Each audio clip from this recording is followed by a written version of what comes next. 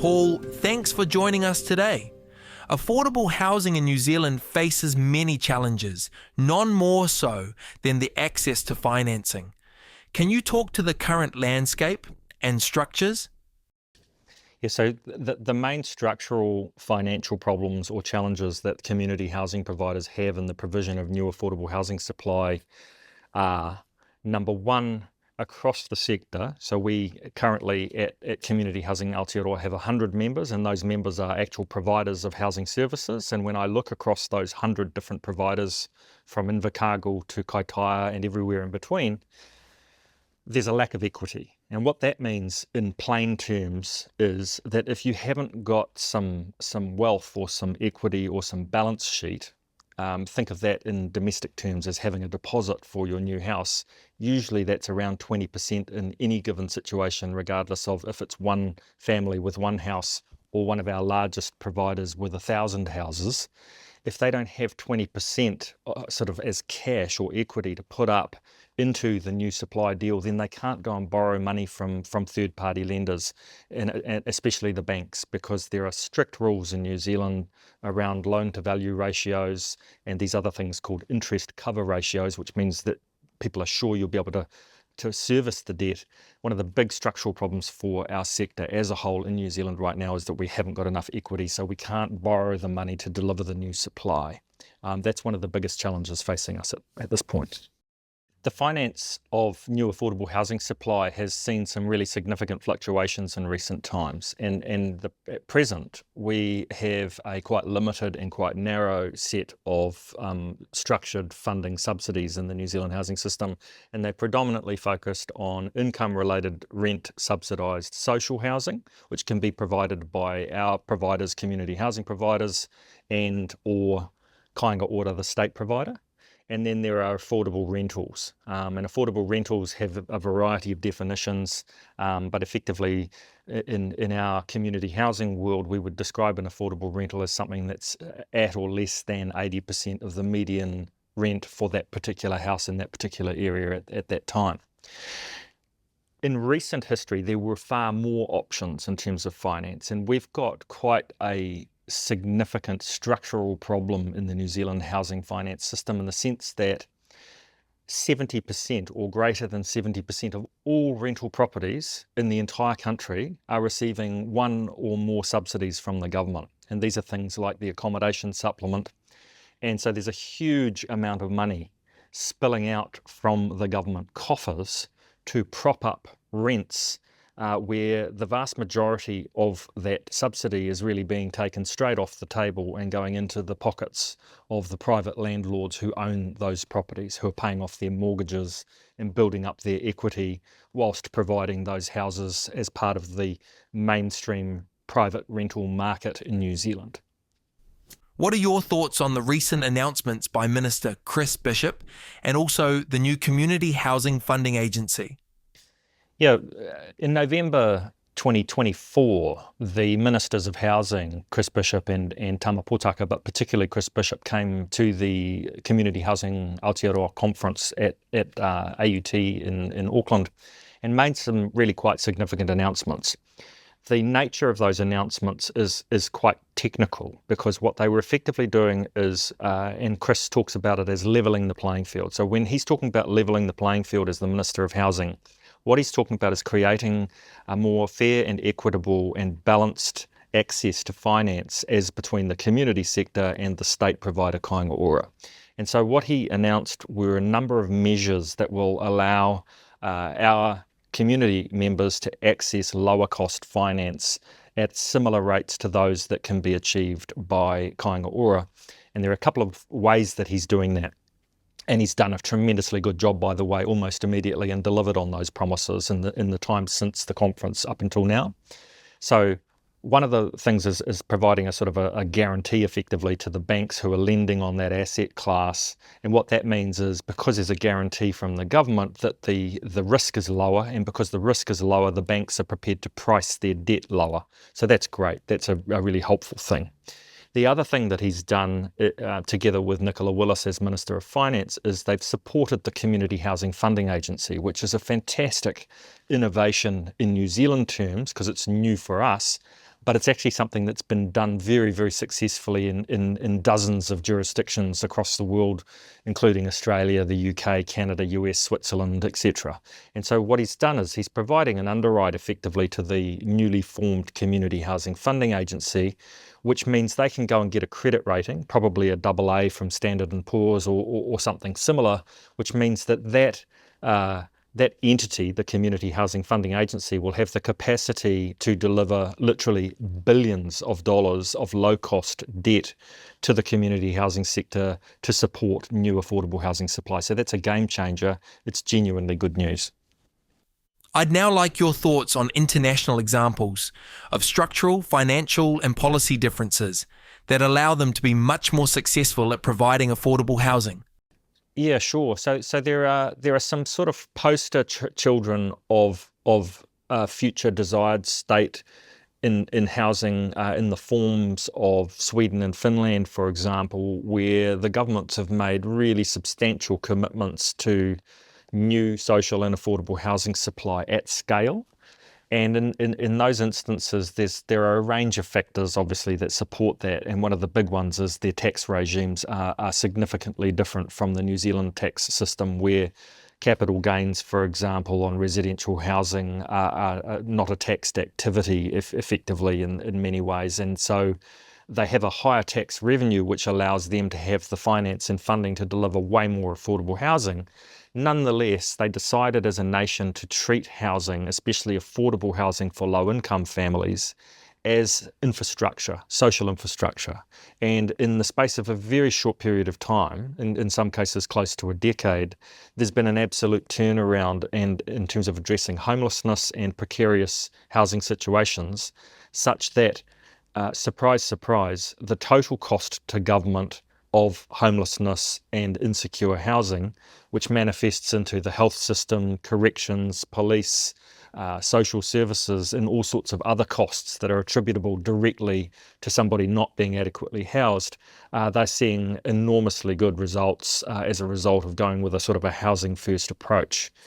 Across the ditch, closer to home in Australia, there's been multi-billion-dollar investments made through the current government, Albanese's government, and in fact one could argue that the latest election in Australia just a few months ago was won on the issue of housing, where they're showing a very, very strong commitment to the unique role that central government has to play in delivering new affordable housing supply, and really they're the only ones that have the scale to be able to subsidise that new supply to the extent that those low-cost affordable houses actually get built. Because generally in the Western economies, if the central government is not commissioning affordable housing, it doesn't get commissioned because the market is designed for a different purpose.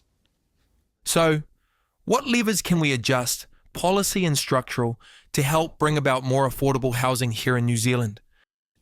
The longer I work in housing, and the more I realise there's no silver bullet. There are lots and lots of interventions and levers that we can pull. And when I say we, I'm talking civil society. So I'm talking about central government. I'm talking about local government. I'm talking about business people. I'm talking about philanthropists, and I'm definitely talking about those organisations that I have the privilege of working with, the community housing sector. And so some of the big structural stuff, because no one player has more influence in the New Zealand housing system than central government, clearly for them to be fiscally prudent and careful and making sure that they're delivering maximum outcome for their dollars, it would help if they had more dollars to spend in the first place. And so tax revenue is definitely one of the levers. And I know it's contentious in the New Zealand context. Should we have a wealth tax? Should we have a capital gains tax? What are we doing with death duties and inheritance taxes? I'm kind of agnostic as to where the additional income comes from, but it's obvious when you look at how distorted our entire economy is in terms of where New Zealanders hold their household wealth is disproportionately in non-taxed residential property. And so I'm suggesting that some form of additional tax revenue from one of those sources would be a really great way to fund our way out of our affordability crisis. It's a housing affordability crisis. So somewhere in the system, we need to be generating more affordable housing supply in that lower quartile by value of housing to support our key workers into homes they can afford. So the income's important, but so are other mechanisms. And so there I'm looking more to central and local government as a combined entity, and what I'm talking about is inclusionary zoning. So inclusionary zoning is a very, very widespread, well-accepted, normal mechanism across the whole OECD and in many other countries for doing a little bit of value capture when you are rezoning land to turn it into residential housing, and you just capture a little portion of that for the benefit of the community and transfer that land to the local community housing trust. It behaves like equity, and it provides a continuous supply of new low-cost or free land to the local charitable community housing trust, such that you have retained and recycled affordability in communities, so locals can stay and live and work in their communities even if they're on a low and moderate income. So that inclusionary piece is really important, and it probably needs to be legislated centrally to protect the local governments from litigation and the risk of litigation if they're trying to do it locally, because we've seen that happen and play out in Queenstown recently, and really we'd like to see it across the entire country. So those are two, some more tax revenue for government, some more continuous land supply through inclusionary housing, inclusionary zoning. Those are two levers which could be really, really effectively pulled. And then the third one's this concept of shared equity, where you have co-ownership. And there's some really great examples of that operating at good scale across New Zealand already, where a third-party partner brings some equity to the table. So in some ways, New Zealand Housing Foundation and Te Tumu Paeroa, the Māori trustee, have been working in partnership in that way. And what they do is they bring some money to the table. They support families into independent home ownership. They co-own the house together for a while. And as the family can afford to buy the other party out, they do, until they own the whole home on their own. And that's a very elegant, very simple, well accepted by lawyers, well accepted by the banks, simple structure for assisting families on lower and moderate incomes, just to bridge that gap from getting out of rental poverty and up onto the first ladder of home ownership. So we're strongly supportive of those products. So the government recently announced some partnerships with community housing providers. Can you talk us through that and what that means to community housing providers as a whole? One of the more recent announcements from the Minister of Housing was the selection of 5 strategic partners, who are 5 of our community housing providers who are larger in scale and deemed to be of greater capacity and capability in terms of delivering, particularly on the next 1,000 funded IRRS places. That's a big step up for some of those organisations, and is going to require them to effectively max out their balance sheets and take on an enormous amount of new debt. So it's a double-edged sword. Being a strategic partner, it's not the nirvana that some people might have thought that would be. It does, however, get us into thinking, well, what about the rest? And how do we support those medium and small community housing organisations to do the best job they can do in each of their unique contexts? Because there's a lot of places with persistent unmet housing need, and they also need to have the ability to do some new supply. The biggest challenge for years in New Zealand stopping small providers from getting those new homes built in their communities that they need to build are twofold. Number one is getting access to finance on terms that work, and the other one is getting access where they can to subsidies and contracts from the government, particularly the income-related rent subsidy. And more recently, there were some really great funds set up. One which was supporting progressive home ownership and shared equity, and another one that was specifically supporting affordable housing, sub-market housing, which is below the normal market rate. And for the small ones, often it came down to them having a really good high trust relationship with their local financier or local bank as to whether or not they would get access to finance that worked.